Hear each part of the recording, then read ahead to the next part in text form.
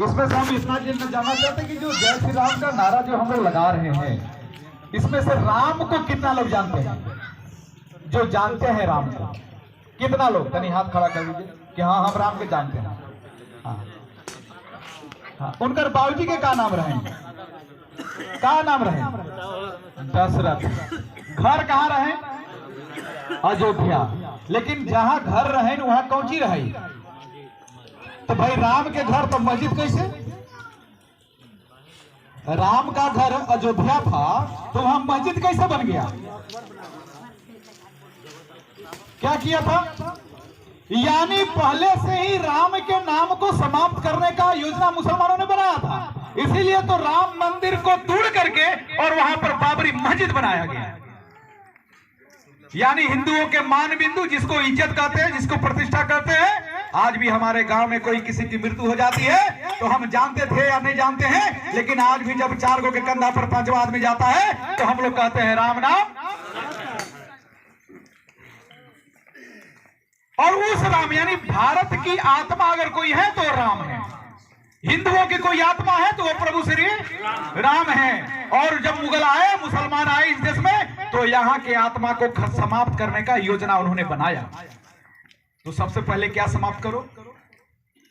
राम का जो मंदिर है, जहां जन्म लिए हैं, जहां मंदिर था, उसी को खत्म करके वहां मस्जिद बना दो, ताकि जब आने वाला पीढ़ी पूछे कि राम का जन्म कहां हुआ था, राम का घर कहां था, तो वहां तो मंदिर होना चाहिए, फिर मस्जिद कैसे हो गया? ये कौन लोग थे जो राम के मंदिर को तोड़ करके और वहां पर बाबरी मस्जिद बना दिया? और इतने 500 साल से हिंदू लोग क्या कर रहे थे? इतने कमजोर है क्या?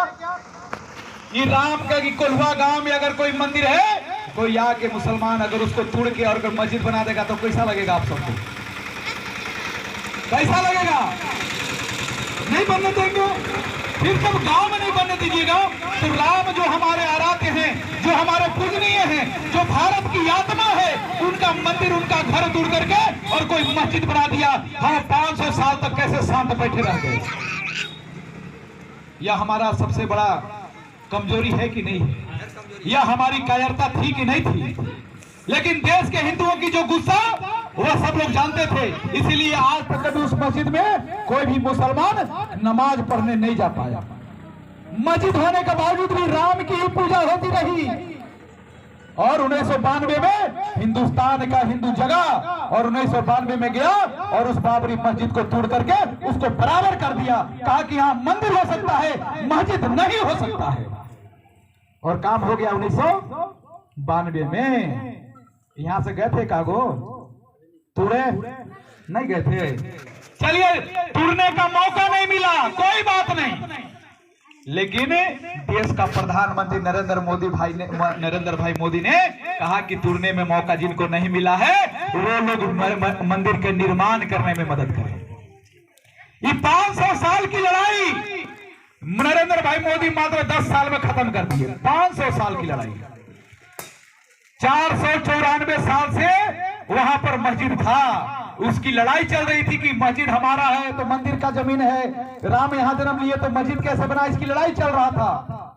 लेकिन नरेंद्र भाई मोदी मात्र 10 साल के लिए प्रधानमंत्री बने और मात्र 10 साल में कहीं न बम चला, न कहीं कोई धमाका हुआ, न कहीं कोई रोड जाम हुआ और मंदिर का रास्ता खुल गया कि नहीं खुल गया?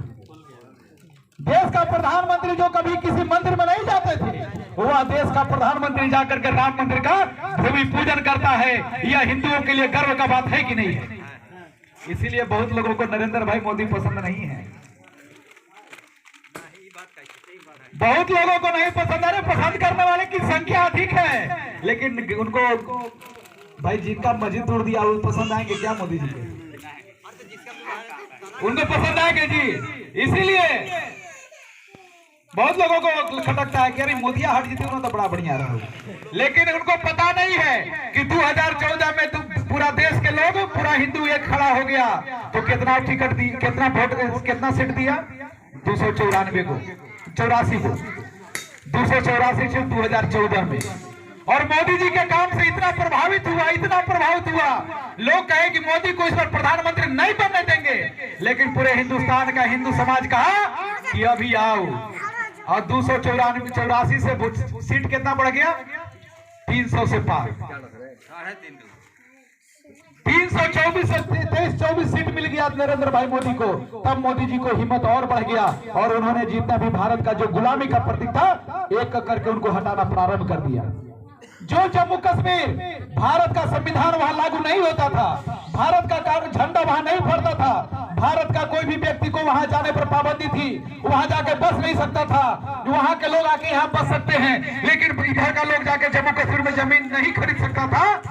एक झटके में चुटकी बजाते ही 370 का जो धारा लगा हुआ था जम्मू कश्मीर को, उसको खत्म कर दिया और उसको भारत मिला दिया। जो राम मंदिर 500 साल से जो पंडाल में थे, तंबू में राम प्रभु राम थे, उसको एक झटके में कहा कि यहाँ भव्य राम का मंदिर बनेगा। जैसे ही राम का मंदिर बनने का रास्ता क्लियर हुआ तो बहुत से भारत की बड़ी बड़ी कंपनियां हैं, उन्होंने कहा कि माननीय प्रधानमंत्री जी आप उसका डिजाइन हमको दे दीजिए, उसका एस्टीमेट हमको बता दीजिए, हम अकेले ही मंदिर बनवा देते हैं।